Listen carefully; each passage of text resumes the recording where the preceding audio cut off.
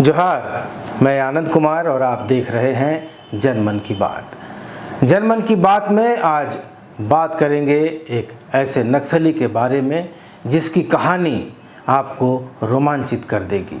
वैसे तो लंबे समय से झारखंड के जंगलों में नक्सलियों की धमक है और साथ है धमक है पुलिस के और अर्धसैनिक बलों के बूटों की, लेकिन इन्हीं आपसी मुठभेड़ों में और इसी वर्चस्व बनाने की कवायद में कुछ ऐसी कहानियाँ निकल आती हैं जो बरबस ध्यान खींच लेती हैं। तो आज पेश है ऐसी ही एक कहानी, एक नक्सली की कहानी।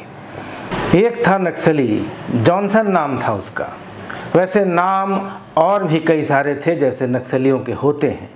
आप कहेंगे एक नक्सली आखिर तो अराजक ही होता है, समाज की मुख्य धारा से कटा हुआ, व्यवस्था का विरोधी, हथियार उठाकर लड़ने वाला। आखिर सभी नक्सली कमोबेश ऐसे ही तो होते हैं। आप सही हैं, लेकिन जॉनसन की कहानी थोड़ी अलग है। जॉनसन की कहानी में हिंसा और हत्या है तो प्रेम और पैसा भी है।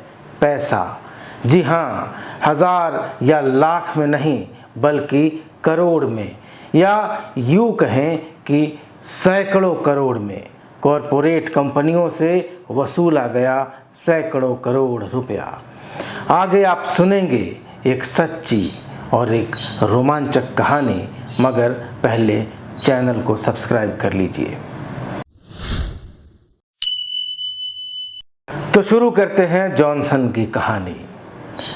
बात साल 2000 के आसपास की है। सारंडा के इलाके में अचानक पादरी की वेशभूषा में एक नाटे कद का आदमी आता है।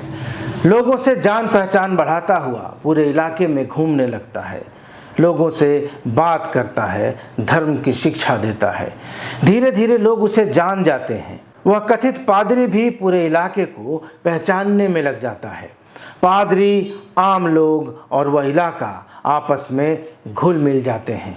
लेकिन इसी बीच इलाके में नक्सली वारदातें बहुत बढ़ने लगती हैं और एक दिन अचानक वह पादरी गायब हो जाता है। किसी को नहीं पता कि पादरी कहाँ गया।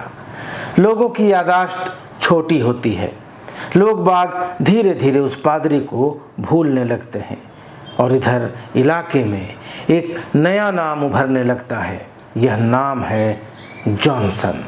जॉनसन गंझू उर्फ चंदन गंझू उर्फ दीपक गंझू। तब किसे पता था कि एशिया के प्रसिद्ध सारंडा के जंगलों में साल के पेड़ों के बीच से सरसराती हवाएं अगले 15 साल तक इस नाम की सरगोशियां करेंगी। बिटिकल सोए और बलीवा में सखुआ के सूखे हुए पत्तों पर जम चुका जवानों का लहू इसके आतंक की दास्तान सुनाएगा। मगर दुर्भाग्य से, बदकिस्मती से ऐसा ही होने वाला था, क्योंकि पादरी ने अब सफ़ेद चोला उतारकर हरी वर्दी जो पहन ली थी। 90 के दशक में हजारीबाग का इलाका नक्सलियों की गिरफ्त में था। इसके पड़ोसी ज़िले चतरा को माओवादियों ने पहले ही लिबरेटेड जोन घोषित कर रखा था। इसी हजारीबाग जिले के केरेडारी थाना क्षेत्र में पड़ने वाले एक गांव बुंडू में पैदा हुआ था जॉनसन। थोड़ा बड़ा हुआ तो उसने नक्सलियों के हाथों में हथियार और लोगों के मन में उनका आतंक देखा, दहशत देखी। जॉनसन के फूफा ठूठा गंझू हार्डकोर नक्सली थे। किशोर वय जॉनसन में भी अपने फूफा जैसा ही बनने की चाहत जगी। उसके जरिए 1995 में 16 साल का जॉनसन माओवादी संगठन में शामिल हो गया और उदय गंझू के दस्ते में उसको शामिल किया गया। जॉनसन शातिर दिमाग वाला होने के साथ दिलेर और क्रूर भी था। देखते देखते वह माओवादी नेतृत्व का चहेता बन गया और संगठन से जुड़ने के बाद उसने कई घटनाओं को अंजाम दिया। एक बार रांची पुलिस ने उसे पकड़ा भी था, लेकिन पेशी के दौरान जॉनसन कोर्ट हाजत से भाग निकला और दोबारा जब वह पुलिस के हत्थे चढ़ा तो उसके नाम पर 27 मामले दर्ज थे। जिन प्रमुख घटनाओं को जॉनसन ने अंजाम दिया था उनमें 2002 का बीटिकल सोए कांड प्रमुख है। उस कांड में नक्सलियों ने चाईबासा के सारंडा जंगल के बीटिकल सोए में बारूदी सुरंग विस्फोट किया था और जिसमें पुलिस और अर्धसैनिक बलों के 19 जवानों की मौत हो गई थी। इसके बाद 2004 में उसने पश्चिम सिंहभूम में ही बालिबा कांड को अंजाम दिया। इसमें भी बारूदी सुरंग लगाकर 10 पुलिसकर्मियों की हत्या की गई थी। 2006 में चितिर घाटी में फिर उसने लैंडमाइन लगाया, फिर विस्फोट किया और एक बार फिर पुलिस के 10 जवानों को मौत के घाट उतारने वाला यही जॉनसन था। फिर 2009 में उसने रेल पटरी उड़ाई जिसमें टाटा बिलासपुर पैसेंजर दुर्घटनाग्रस्त हुई और उसके बाद 2014 में वह चाईबासा जेल ब्रेक का मास्टरमाइंड बना और जेल तोड़कर 15 नक्सलियों के साथ फरार हो गया। जॉनसन का नाम पहले लोगों ने बीटिकल सोए कांड में सुना। पुलिस पार्टी पर नक्सलियों ने हमला किया था। हमले में 2 ग्रामीण और पुलिस के 17 जवान शहीद हुए थे। चाईबासा के तत्कालीन एसपी प्रवीण सिंह, जिनकी अब मौत हो चुकी है, निधन हो चुका है, उन्होंने इस हमले में मुश्किल से अपनी जान बचाई थी, मगर उन्हें अपने हाथ की उंगलियां गंवानी पड़ी थीं। इसके बाद जॉनसन ने एक के बाद एक वारदातों को अंजाम दिया। पश्चिमी सिंहभूम जिलों में ट्रेनों पर जितने भी नक्सली हमले हुए उनमें ज़्यादातर में जॉनसन का हाथ रहा। अज्ञात ग्रामीणों के हाथों मारे जाने तक जॉनसन के ऊपर कुल 39 मामले दर्ज थे, जिनमें मनोहरपुर में 7, छोटा नागरा में 4, जराईकेला में 6, गोइलकेरा में 2, सोनुआ में 2 और चाईबासा मुफस्सिल, किरीबुरू और टेबो थाना में जॉनसन पर एक मामला दर्ज था। लेकिन जॉनसन की कहानी को मैंने उसके मुकदमों की लिस्ट यानी उसके केस लिस्ट देखकर नहीं चुना है।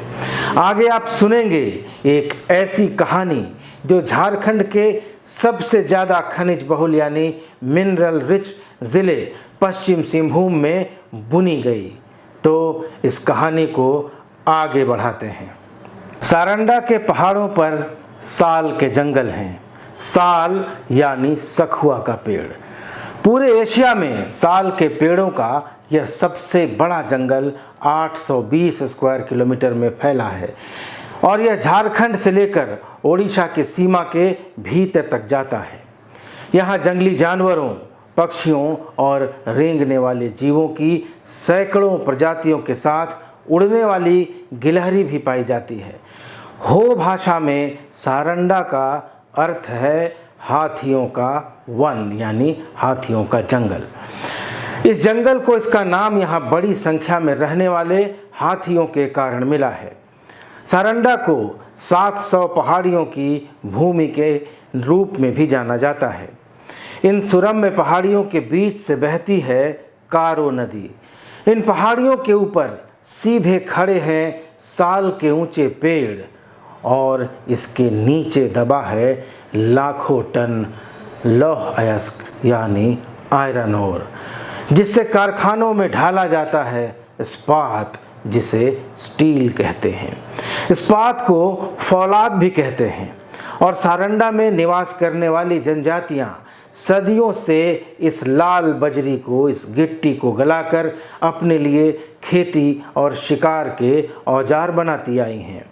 आज़ादी के पहले अंग्रेज़ों ने यहाँ वैज्ञानिक सर्वेक्षण करके लोहे का पता लगाया और देश में सबसे पहले Tata iron and steel company TISCO ने यहाँ से लौह अयस्क यानी आयरन ओर की माइनिंग शुरू की। आज यहाँ देश विदेश की नामी कंपनियाँ आयरन ओर की माइनिंग में जुटी हुई हैं। देश के कुल iron ore hematite iron ore भंडार का 26% हिस्सा पश्चिमी सिंहभूम में है। यहाँ नोवामुंडी, गुआ, चिरिया, किरीबुरू, घाटकुरी समेत 41 खदानें हैं और एक्सपर्ट्स का, विशेषज्ञों का अनुमान है कि सारंडा में 18,000 मिलियन टन आयरन ओर का भंडार है। सारंडा में माइनिंग कानूनी तरीके से होती है और गैर कानूनी तरीके से भी होती है। क्षमता से अधिक खनन, कोर और बफर एरिया की परवाह किए बिना माइनिंग, फॉरेस्ट एरिया तक में घुसकर खनिज की चोरी का काम लंबे समय से होता आया है।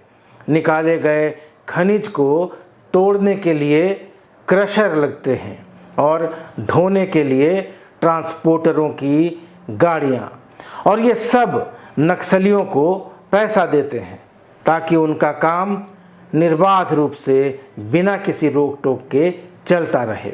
जो पैसा नहीं देते, बम गोली चलाकर उनका काम बंद करा दिया जाता है, गाड़ियां जला दी जाती हैं और कामगारों को, मजदूरों को मारा पीटा जाता है। हत्याएं तक हुई हैं। जॉनसन गंजू के ऊपर ही सारंडा क्षेत्र में काम करने वाली खनन कंपनियों, ट्रांसपोर्टरों, बीड़ी पत्ता कारोबारियों और सरकारी योजनाओं से लेवी वसूली का जिम्मा था। यानी जॉनसन सारंडा क्षेत्र में काम करने वाले सभी सरकारी, गैर सरकारी और निजी कंपनियों से और जो विकास योजनाएं थी सबसे पैसा वसूलता था। और एक अनुमान के अनुसार झारखंड में सालाना 200 करोड़ रुपए से ज़्यादा की राशि कॉरपोरेट कंपनियां नक्सलियों के खाते में डालती हैं। अब इसको एक नया नाम मिल गया है, इसको टेरर फंडिंग कहते हैं। राष्ट्रीय जांच एजेंसी यानी NIA टेरर फंडिंग की जांच में जुटी है, मगर वह ज़्यादातर कोयला क्षेत्र में लेवी से जुड़े मामलों की ही जांच करती है। तो साल 2010 और 11 में चाईबासा थाना क्षेत्र में पुलिस और CRPF के जॉइंट LRP के दौरान नक्सलियों के एक टुकड़ी का उनसे सामना हो गया। पुलिस ने ललकारा तो नक्सली अपने हथियार और अपने साजो सामान छोड़कर भाग निकले थे। वहां से पुलिस को नक्सलियों के तमाम सामान के अलावा एक पिट्ठू भी मिला था और उस पिट्ठू में थी एक डायरी। डायरी को पढ़ते ही पुलिस के होश उड़ गए। वह कुख्यात नक्सली कमांडर जॉनसन गंजू उर्फ चंदर गंजू की डायरी थी। जॉनसन गंजू उस वक्त सारंडा के इलाके में वही असर रखता था जो बाद में रांची और ट्राई जंक्शन एरिया में कुंदन पाहन का हुआ। ट्राई जंक्शन एरिया यानी रांची, चाईबासा, सरायकेला की जो सीमा है, जहां वो जंगलों से घिरा हुआ जो इलाका है, वो ट्राई जंक्शन का क्षेत्र है। नक्सली इस ज़िले में वारदात कर दूसरे ज़िले में चले जाते हैं। शातिर जॉनसन उस समय पुलिस के सामने से निकल गया था, उसे कोई पहचानता नहीं था। छोटी कदकाठी वाला जॉनसन देखने में कोई आम सा ग्रामीण आदिवासी युवक लगता था। उसे देखकर कोई कह नहीं सकता था कि वह इतना खूंखार नक्सली है। जॉनसन गंजू के पिट्ठू से मिली डायरी में सारंडा क्षेत्र में सक्रिय बीड़ी पत्ता कारोबारियों, ठेकेदारों, ट्रांसपोर्टिंग कंपनियों और लौह अयस्क का खनन करने वाली कॉरपोरेट कंपनियों के नाम और उनसे वसूली जाने वाली लेवी की राशि का ब्यौरा था। माओवादी हर महीने लाखों करोड़ों रुपए लेवी के रूप में उठा रहे थे। पुलिस ने इस संबंध में चाईबासा थाना में एक केस भी दर्ज किया था। सूत्रों के अनुसार जॉनसन की वह डायरी बतौर सबूत अभी भी कोर्ट में जमा है। आप सोच रहे होंगे कि अभी तक कहानी में प्रेम का कोई प्रसंग तो आया ही नहीं, तो अब शुरू होती है जॉनसन की कहानी। लेकिन इसको देखेंगे हम वीडियो के एपिसोड के दूसरे भाग में यानी पार्ट 2 में, कि कैसे बुलेट के दम पर व्यवस्था परिवर्तन का दंभ भरने वाले नक्सलियों की प्यार की कहानियाँ लाल गलियारे में गूंजती हैं। जॉनसन किससे और कैसे प्रेम में पड़ा, किससे उसने प्यार किया और किससे उसने शादी की, और किस प्रतिशोध की आग में उसको मार डाला गया, इन सब के बारे में जानेंगे। लेकिन इंतज़ार कीजिए वीडियो के दूसरे भाग का। आज इस एपिसोड में इतना ही, दीजिए इजाज़त। वीडियो कैसा लगा कमेंट करके ज़रूर बताइएगा। नमस्कार, धन्यवाद।